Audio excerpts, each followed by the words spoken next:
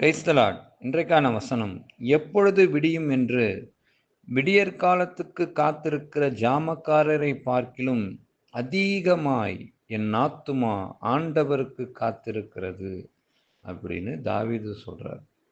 ஆத்துமா அதிகமா காத்திருக்குதாம். விடியற்காலத்துக்கு காத்திருக்கிற ஜாமக்காரரை பார்க்கிலும், அதாவது காவலரை பார்க்கிலும், பாதுகாவலரை பார்க்கிலும். அவங்க இப்போ நைட் ஷிஃப்ட் பார்த்துட்டு இருக்காங்கன்னா, எப்போ விடியும் நம்ம வீட்டுக்கு போகலாம் அப்படின்னு நினைக்கலாம். இல்லை எப்போ தான் இந்த ஷிஃப்ட் முடியும் அப்படின்னு நினைக்கலாம். ஆனால் அதெல்லாம் விட என் ஆத்துமா என் ஆண்டவருக்காக காத்திருக்கிறது அப்படின்னு தாவீது சொல்றாரு. எப்பொழுது விடியும் அப்படிங்கும்போது, விடியற்காலம் அப்படிங்கும்போது, அது விடியலை அப்படின்னா அங்கே இருள் இருக்குன்னு அர்த்தம். இரவு. விடியற்காலங்கும்போது பகல். அப்போ ஒளி, வெளிச்சம் அப்படின்னு நம்ம புரிந்து கொள்ளணும். அப்போ இந்த இரவு இருள் அப்படிங்கும்போது பாவம், ஒளி பகல் அப்படிங்கும்போது பரிசுத்தம். அதுதான் இயேசு கிறிஸ்து. அப்போ நம்முடைய பாவமாகிய இருள் எப்பொழுது விடியும் அப்படின்னா, நம்ம இருள் நீங்கி எப்பொழுது அது ஒளியை கொடுக்கும், அங்கே வெளிச்சம் உண்டாகும், அங்கே பரிசுத்தம் உண்டாகும் அப்படின்னு சொல்லி இந்த வசனத்தின் மூலமா நாம தெரிந்து கொள்ள முடியுது. அங்க பரிசுத்தம் உண்டாகணும், ஒளி உண்டாகணும் அப்படின்னா நாம காத்திருக்கணும். அந்த பரிசுத்தராகிய இயேசு கிறிஸ்துவுக்கு நாம காத்திருக்கணும்.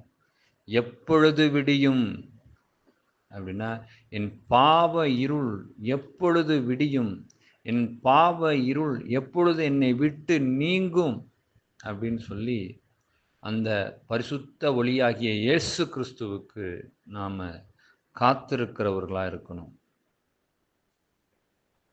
இதுல வேதத்திலே பாருங்களேன், இந்த இயேசு கிறிஸ்துவை சந்திக்கிறதற்கு 4000 வருடங்கள் ஆனது.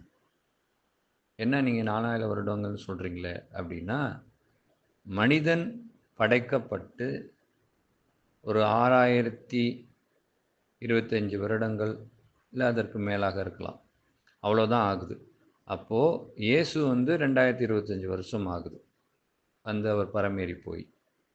அதனால தான் சொன்னேன் 4000 வருடங்கள். பழைய ஏற்பாட்டின் காலத்திலே இயேசு நிழலாய் இருக்கிறார். பட் மனுஷகுமாரனாய் அவர் பூமியில் அவதரித்தது இப்போது அந்த 4000 வருடங்கள் காத்திருக்க வேண்டியதாய் இருந்தது. அதே போல் நம்முடைய பாவங்கள், அக்கிரமங்கள் எல்லாவற்றையும், பாவமாகிய மரணம், அதை ஜெயமாய் விழுங்குகிறதற்கு நாம் காத்திருக்க வேண்டியிருந்தது. ஒவ்வொரு விஷயத்திலையும் காத்திருக்கணும். காத்திருந்தாதான் அங்கே நாம் விடியற் காலத்தை அடைய முடியும். அப்பொழுது தான் நம்முடைய வாழ்க்கையில் விடியல் உண்டாகும். யோவான் ஸ்நானகன் கூட 30 வருடங்களாக காத்திருக்கிறார். யாருக்காக? இயேசுவுக்காக. ஏன்னா யோவான் ஸ்நானகன் இயேசுவுக்கு வழியை ஆயத்தம் பண்ண வந்தவர். அப்புறம் அந்த 30 வருடத்துக்கு அப்புறம்தான் இயேசுவை ஞானஸ்நானம் கொடுத்து அவரை ஊழியத்தில் அனுப்புகிறார். இப்போது ஒவ்வொரு விஷயத்துக்கும் காத்திருப்பு அவசியம். எல்லாருக்குமே ஆண்டவருக்காக காத்திருக்கணுன்ற அந்த எண்ணம் வரணும். தாவீது இங்கே அதை தான் சொல்கிறார். சாமக்காரரை பார்க்கலாம்.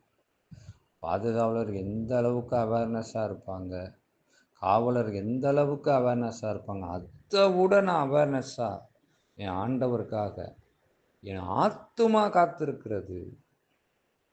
சோல் காத்திருக்குதான். இப்போ நம்முடைய சோல் அதற்காக காத்திருக்கணும். விடியணுமே அப்படின்னு சொல்லி காத்திருக்கணும். அப்போதான் நம்முடைய வாழ்க்கையில் ஒரு நல்ல ஒரு விடியலை பார்க்க முடியும், நல்ல ஒரு பரிசுத்தத்தை பார்க்க முடியும், நல்ல ஒரு மனமாறுதலை பார்க்க முடியும், நல்ல ஒரு மீட்பை ருசிக்க முடியும். அதை தான் இந்த வசனம் நமக்கு சுட்டி காண்பிக்குது. உலக பிரகாரமாக பார்த்தா விடியும் அப்படின்னா, எப்பொழுது விடியும்? என் வாழ்க்கையில் இந்த மாதிரி ப்ராப்ளம்லாம் போயிட்டுருக்கு, இதுக்கு எப்போ தான் ஒரு முடிவு வரும், எப்போ தான் இது விடியும், எப்போ தான் இது விடியல் ஆகும் அப்படின்னு சொல்லி புலம்பிகிட்ருப்போம். எங்கே போனாலும் டோர் க்ளோஸில் இருக்குது, எங்கேயுமே பாதை திறக்கப்படலை, தடையாக இருக்குது, எப்பொழுது விடியும் அப்படின்னு. அதுவும் தேவைதான். பட் அதை விட அதிகமாய் தேவை நம்ம பாவ இருளை கலைந்து பரிசுத்தத்தை பெற்றுக்கொள்ள எப்பொழுது விடியும்.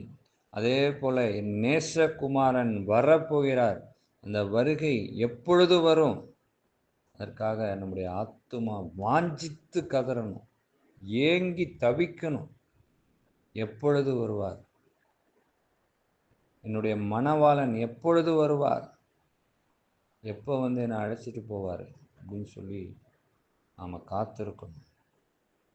இப்படி காத்திருக்கும்போது கண்டிப்பாக நாம் மணவாளன் கூட பரலோகத்துக்கு போவோம். காதுள்ளவர்கள் கேட்க கடவர்கள். ஆமென்.